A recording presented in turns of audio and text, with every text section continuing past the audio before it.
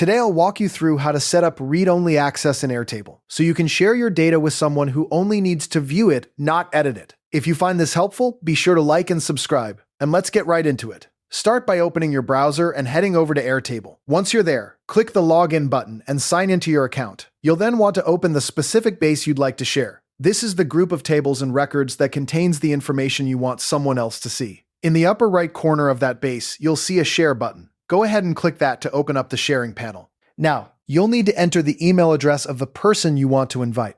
If they're already a collaborator on your workspace, you can simply select their name from the drop-down that appears. Next, look for the permission level drop-down menu. It will probably say Editor or Creator by default. This is the key step. Open that menu and select a read-only role. Depending on your plan, this might be labeled Commenter or another View-only option. Choosing this ensures the person can see the data but cannot make any changes to records. Once you've selected the right permission level, go ahead and send the invitation. Airtable will notify your recipient by email. Ask them to check their inbox and accept the invitation. They'll need to click through and confirm to gain access. After they've accepted, it's a good idea to verify their permission level is set correctly. You can do this by going back to the Share panel and checking their name in the collaborator list. If everything looks good, they can now view the data without editing any records, which gives you peace of mind that your information stays accurate and unchanged.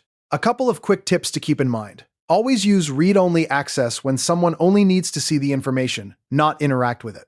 Double-check those permission levels before hitting send.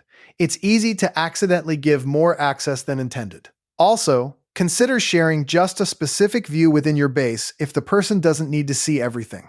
This gives you even more control over what they can see. And finally, make it a habit to review your collaborator permissions regularly to keep your data secure. So there you have it. Now you know exactly how to set up read-only access in Airtable. Thanks for watching, and I'll see you in the next one.